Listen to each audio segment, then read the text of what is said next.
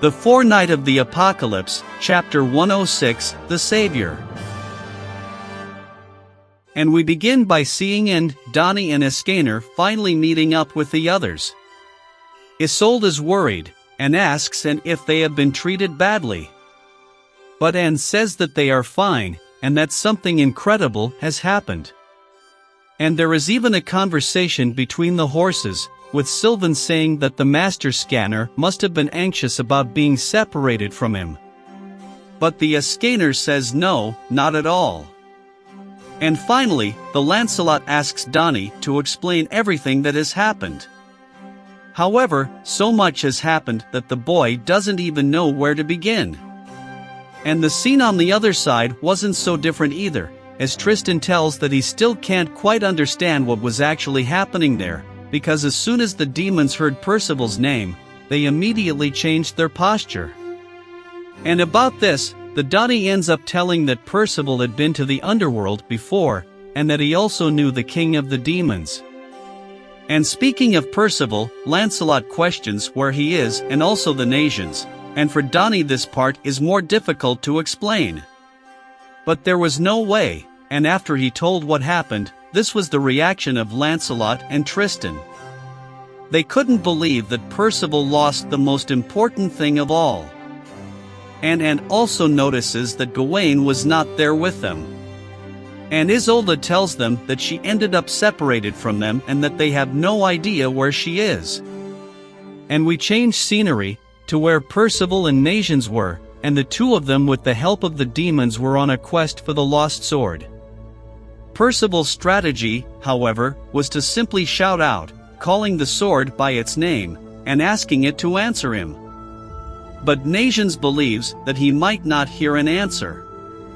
And the demons begin to worry, for one of them asks what will happen if they can't find the sword. And the other replies that he believes they will probably be sealed again. And upon hearing this, Percival apologizes and promises that he will find the sword. However, apparently they are not afraid. For Percival is the savior after all. And once again, the nations question what relationship exists between Percival and the demons. However, in that instant, the Percival minis signal saying that they have found it. To Percival's happiness. And without taking too long, the boy jumps in the direction of the place pointed out by the little guys, while the nations just behind him, saying that they expect no less from a mini Percival. And the Percival, in turn, said he was happy to have finally found the sword. However, it was not exactly this sword that the mini Percival found. It was probably the sword of the person lying next to him in a completely deplorable state, who according to the nations would not appear to be a demon. However, the state of that person was worrying, very injured, he whispers saying he could not breathe. And that he had fallen from up there. And that because of this, all the bones in his body were broken. The critical state of this person leads Percival to despair, and he shouts to the nations, saying that he can barely breathe.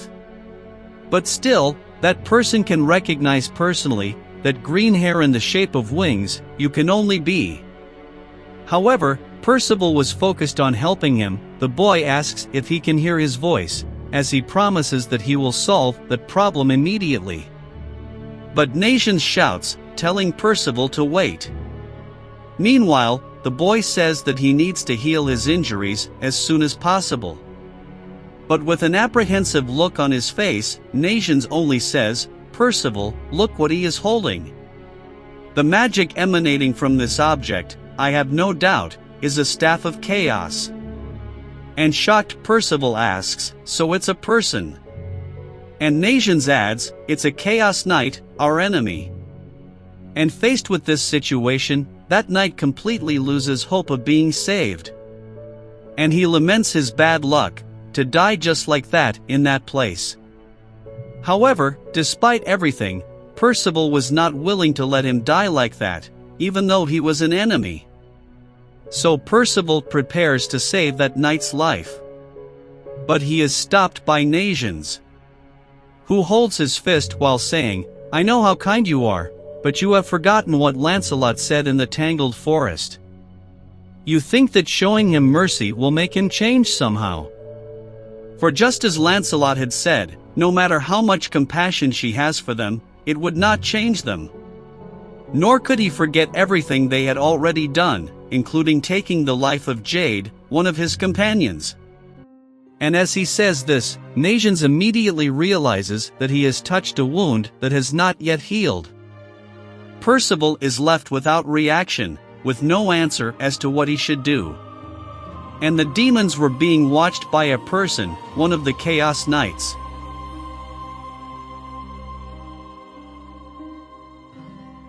He returns to his group informing them that there really was no doubt that they had managed to follow them into demonic territory. And that, by the way, there were hundreds of demons under the hive from which they came out. However, when approaching the others, they notice that this knight is trembling at the base, but he tries to disguise that he is not. But another knight warns them that this is not the time to play, because they were not seen by the demons because the Knights of the Prophecy distracted them. But Mordlak says that in addition they were lucky to have that person with them. For without him, they would not have been able to deal with the miasmas of the underworld. Meanwhile, the three-faced knight believes and hopes that the demons will eliminate the Knights of Prophecy for them. For then the detour they have taken would not be a total waste of time. However, Mordlak is more down to earth, and does not believe that everything will turn out so well, in such a favorable way for them. However, besides this, he was also curious as to why they had come to the underworld. So he confesses that he really wants to know the answer. And he ends up asking the opinion of one of the knights who was quieter among them. The Rosebank, who curiously had the same look as the knight who was all broken up there with Percival and the Nations. And upon being called to attention, he suddenly starts coughing non-stop, and seeing this, the Mordlak questions if his throat was so bad that he couldn't even speak, and by gesture he kind of answered yes, and Mordlak finally deduces that it is probably a reaction to the miasma, because it was visible how aggressive the air in that environment was because of this. However, he wanted to know what the others had to say about this, and so he begins to say the names of each of them: Tamantaul, Glenisk, Lokranza, Livet, and Brakla. What do you think about this? But before he even hears their answer, Mortlak attacks Rosebank. However, that knight manages to dodge Mortlak's sudden attack. But soon, two other knights advance offensively against him. However, Rosebank quickly recites an incantation to launch a magic attack against both of them. An attack that mortally strikes those two knights, who have no way to defend themselves or react. With this, Rosebank believes that there are two less of them. However, she soon realizes that they are not, for they are suddenly healed by a divine magic, Invigorate, cast by Tamantaul. Rosebank, confused, recognizes that this magic is from the goddess clan, and this causes her to lower her guard, becoming a target for an arrow that he hits straight on. An arrow that was shot by Brakla, who was proud to have shot his target down, since he never misses a shot in every 100 shots. Meanwhile, Mortlak takes the candy from the child's mouth, saying that he should not be proud of having hit an illusion. That night was not real, disappearing before everyone else's eyes. However, Mortlak soon realizes the presence of the person who created the whole scenario. Gawain was simply floating with his back to them. And Mortlak, seeing this, just says, "My goodness, besides having to deal with the demon world, I still have to deal with a wild child like you." But in response, Gawain just says, "If you think you can tame me, then just try, you useless minions." The mysterious person who played with the Chaos Knights with the Rosebank illusions is none other than Gawain, who without any fear challenges all the Chaos Knights.